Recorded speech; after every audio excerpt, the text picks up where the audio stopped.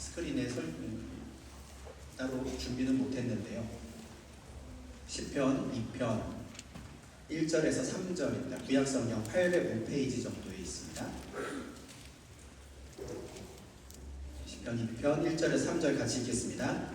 어찌하여 이방 나라들이 분노하며 민족들이 헛된 일을 꾸미는가. 세상의 군왕들이 나서며 관원들이 서로 패하여 여호와와 그의 기름 부음 받은 자를 대적하며 우리가 그들의 맨 것을 끊고 그의 결박을 벗어버리자 하는도다. 여기에 기름 부음 받은 자라고 하는 구절이 2절에 나오죠. 유대인들에게 있어서 기름 부음 받은 자는 여호와와 함께 있는 분입니다. 그리고 그분은 여호와와 함께 이방 나라들과 세상의 군왕들과 맞서 싸우는 사람이에요. 대적하는 사람들이죠. 이방 나라들과 세상의 군왕들은 여호와의 기름 부음 받은 자를 비웃습니다. 대적하고 싶어요. 그러나 하늘에 계신 하나님께서 그들을 비웃죠. 그리고 이어지는 말씀을 보면 이렇게 선포하십니다. 내가 나의 왕을 내 거룩한 산 시온에 세웠다. 이게 여호와의 선포예요. 내가 기름 부음 받은 자를 나의 왕으로 삼아 거룩한 산 시온에 세웠다는 것이죠. 그래서 유대인들에게 있어서 이 기름 부음 받은 자, 메시아, 그리스도라고 하는 건 굉장히 큰 의미를 담고 있습니다. 특히 그리스 제국과 로마 제국에 의해 짓밟히고 통치를 당했던 지난 수세기 동안 유대인들은 기름 부음 받은 자를 기다렸어요. 어서 기름 부음 받은 자가 나타나서 이 세상의 군왕들과 맞서 싸워주어야 할 텐데, 어서 기름 부음 받은 자가 나타나서 저 세상의 군왕들을 맞서 싸우고 우리를 구원해 주어야 할 텐데 기다리고 있었던 것이죠. 그래서 베드로의 이 고백은 참 신앙적으로 보면 귀한 고백이지만 그 당시의 상황으로 보면 굉장히 위험하고 대담한 고백입니다. 주는 그리스도이십니다. 특히 베드로가 지금 이 고백을 하고 있는 장소가 빌립보 가이사랴라는 걸 생각하면 더 그렇습니다. 말씀드린 대로 가이사랴라는 도시 자체가 황제를 높이기 위해 만든 도시거든요. 그곳엔 당연히 황제를 위해 날마다 제사를 드리는 신전이 있었습니다. 판이라고 하는 온갖 종류의 신들을 섬기는 신전도 그곳에 있었습니다. 그런데 그곳에서 베드로가 예수님이 나의 주인이시며 예수님이 나의 그리스도이십니다 하는 거죠. 사람들이 생각하는 것처럼 일반적으로 예수님을 하나님이 보낸 사람, 어떤 선지자 정도로만 생각하면 로마 제국에는 위협이 되지 않습니다. 로마 제국은 유대교를 공인한 상태였기 때문에 유대교의 율법에 따라 유대인들이 그 종교적인 관습을 가지고 신앙을 유지하는 걸 허락을 해줬어요. 공인을 해주었던 것이죠. 그런데 누군가가 예수님을 향해서 주는 그리스도이십니다 라고 고백하는 건 완전히 다른 차원으로 넘어가는 겁니다. 로마 제국으로부터 이스라엘을 구원할 메시아를 기다리며 있다가 예수님을 만났을 때 이분이 우리의 메시아구나, 이분이 기름 부음 받은 자구나, 그래서 이분이 로마 제국과 맞서 싸워 우리를 구원해 주겠구나 라고 생각했던 제자들이 있다면 베드로의 말에 동의했을 거예요. 그런데 그렇지 않은 제자들이 있었다면 베드로의 말을 듣고 놀랐을 겁니다. 너무 위험하다 생각했어요. 30절에서 예수님께서 자기의 일을 아무에게도 말하지 말라라고 하셨을 때에도 제자들은 그렇게 생각했을 겁니다. 예수님께서도 지금 위험한 상황을 피하고자 하시는구나 했을 거예요. 그런데 이어지는 예수님의 말씀은 제자들을 더 놀라게 합니다. 앞으로 내가 고난을 받고 장로들과 대제사장들과 서기관들에게 버림받을 것이고 죽임을 당하고 사흘 만에 살아날 것이다 하시기 때문에 예수님 말씀을 들은 제자들이 얼마나 놀랐는지 베드로가 예수를 붙들고 항변했다 이렇게 말씀합니다. 여기 항변했다라고 번역된 단어가 헬라어로는 꾸짖었다, 책망했다라는 단어예요. 이게 상당히 강한 어감입니다. 예수님의 사역을 표현할 때 이 단어가 굉장히 많이 쓰였어요. 언제 쓰이냐면 예수님께서 귀신을 꾸짖으셨다. 그게 이 단어. 귀신을 꾸짖어 쫓으셨다. 바람을 꾸짖어 잠잠케 하셨다. 그 꾸짖었다라고 하는 단어가 지금 베드로가 예수님을 붙잡고 항변했다라고 할 때 같이 쓰이는 거죠. 베드로가 예수님을 꾸짖은 거예요. 무슨 생각하시는 겁니까? 당신은 유대인의 왕으로서 우리를 위해 지금 싸워주셔야 하는 분인데 갑자기 고난당하고 죽을 것이라고 하시니 앞으로 절대 그런 생각하지 마십시오. 꾸짖은 거죠. 항변하는 겁니다. 그런데 이어지는 말씀을 보면 이번에는 예수님께서 베드로를 꾸짖으셨다. 정말 귀신을 꾸짖듯이 꾸짖으십니다. 사탄아, 내 뒤로 물러가라.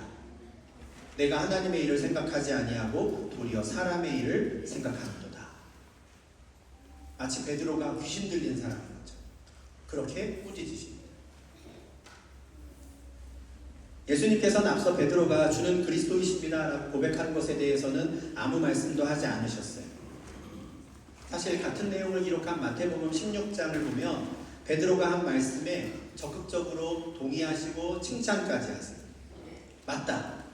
그리고 너가 그렇게 귀한 고백을 한 거는 너 스스로 깨달은 것이 아니라 하나님 아버지께서 너에게 알려주신 것이지 라고 칭찬까지 하세요. 그런데 예수님의 고난과 죽음, 부활에 대한 말씀을 들은 베드로가 예수님께 항변할 때는 베드로를 사탄아라고 부르며 꾸짖으신 거죠. 주는 그리스도이십니다 라고 고백한 베드로가 왜 갑자기 사탄이 되었는가? 베드로가 예수님을 그리스도라고 표현한 것은 맞지만 베드로가 머릿속에 그리고 있었던 그 그리스도에 대한 생각이 틀렸기 때문에 베드로는 예수를 그리스도로 생각했어요. 그래서 앞으로 예수님이 하실 일은 더 많은 사람들을 모으는 일이다 생각했어요. 더 많은 세력을 결집시키고 세력을 모아 예루살렘으로 들어가 유대인의 왕임을 선포하셔야 해 생각한 거죠. 그리고 예수님께서 모든 이방 나라의 군왕들과 싸워 이겨 그리스도가 되실 것이라고 기대합니다. 이건 베드로 한 개인의 생각이 아니었습니다. 당시 기대감을 품고 예수를 따랐던 많은 사람들의 생각이 그랬어요. 그것이 가장 극적으로 드러나는 장면이 언제입니까? 나중에 예수님이 예루살렘에 입성하실 때 종려나무 가지를 흔들며 호산나 다윗의 자손이여 외쳤던 게 이제 때가 되었다 하는 것이죠. 그러나 예수님께서는 그것은 사람의 일이다 말씀하십니다. 사람의 방법으로 생각하면 그리스도가 되려면 그렇게 해야겠지. 그러나 하나님의 일은 그렇지 않다 하시는 겁니다. 하나님께서도 분명 예수께서 그리스도가 되기를 바라셨습니다. 그러나 하나님의 방법은 달랐습니다. 하나님께서는 예수님이 많은 고난을 받고 버림받아 죽임을 당하고 사흘 만에 살아남으로 그리스도가 되기를 바라십니다. 이게 하나님의 일이죠. 사실 예수님께서 이 땅에 오셔서 이 땅에서 하나님의 아들로 사역을 하시는 동안 사탄이 수시로 예수를 찾아와 시험했어요. 근데 예수님께서 사탄에게 당하셨던 그 모든 시험의 내용을 보면 이 싸움이었습니다. 하나님의 일을 하려고 하는 예수와 사람의 일을 하라고 하는 사탄의 속삭임이 늘 맞서요. 내가 그리스도가 될 수 있는 더 쉬운 방법을 내가 알고 있는데 내 말대로 하는 게 어떻겠느냐, 이게 계속된 사탄의 시험이었습니다. 뭐하러 힘들게 고난당하고 십자가 지고 죽고 부활하는 그 길을 가려고 하느냐. 그냥 이 돌들로 떡덩이가 되게 하면 내가 하나님의 아들인 걸 사람들이 다 인정할 텐데 그렇게 한번 해보는 게 어떻겠느냐. 성전 꼭대기에서 뛰어내리면 천사들이 너를 보호하고 있다는 것을 그 밑에 있던 모든 사람들이 보고 아, 하나님의 아들이 우리에게 왔구나 라고 단번에 인정할 텐데 그렇게 해보는 게 어떻겠느냐. 굳이 고난과 죽음의 길을 가지 말고 그냥 나한테 딱 절 한 번만 하면 내가 온 세상을 줄 텐데 그렇게 해보는 게 어떻겠느냐. 사탄은 예수님께서 기적을 베푸시는 것을 본 사람들의 반응을 이용하기도 했습니다. 예수님께서 물고기 2마리와 빵 5개로 5,000명을 먹이셨을 때 사람들의 반응이 정말 뜨거웠거든요. 그 자리에 있었던 모든 사람들이 그렇게 생각합니다. 아, 저 사람이 우리의 왕이 되면 굶어 죽지 않겠구나. 요한복음에 보면 억지로 예수를 붙잡아 자신들의 임금으로 삼으려 했다. 만약 예수님께서 그들의 열광적인 반응을 보고 이대로라면 내가 굳이 죽지 않아도 되겠는데 라는 생각을 하셨다면, 내가 굳이 그 길을 가지 않아도 충분히 유대인의 왕이 될 수 있겠는데 라는 생각을 하셨다면 어떻게 됐을까요?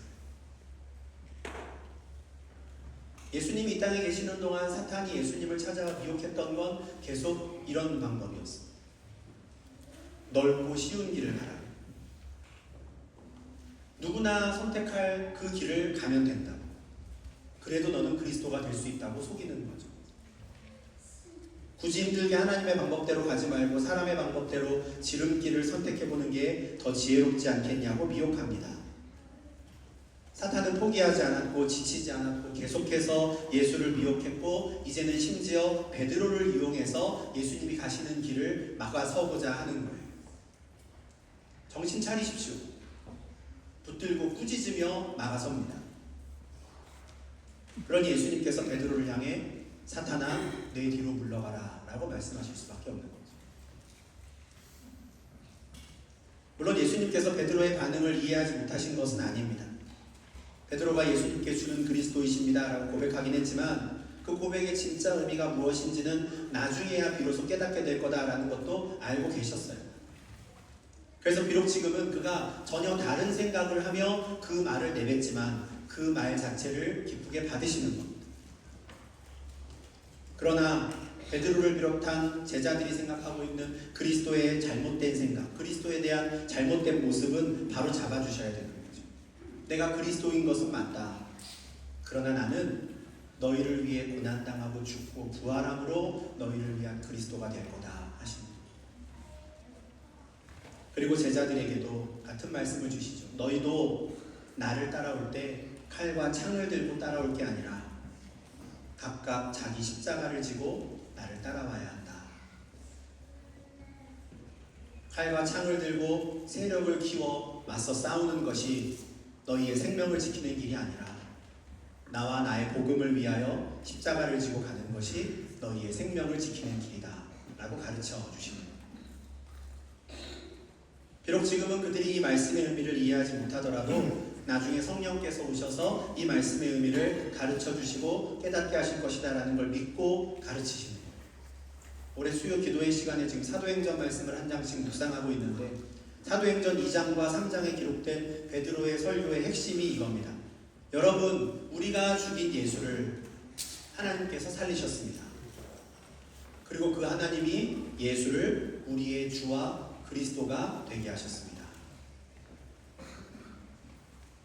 베드로가 예수님의 고난과 죽음, 부활에 대해 처음 들었을 때는 예수를 붙잡고 절대 그 길을 가시면 안 된다고 항변했는데, 예수를 꾸짖었는데, 이후에 그는 나의 그리스도가 되시기 위하여 예수께서 죽으시고 부활하셨습니다 라는 복음을 전하는 사도가 된 것입니다.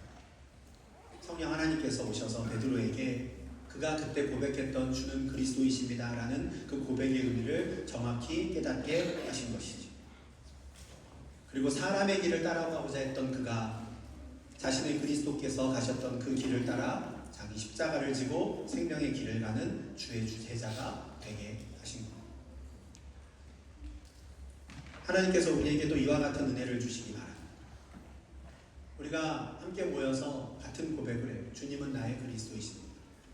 그리고 고백을 하는 사람들로 성찬에 참여합니다.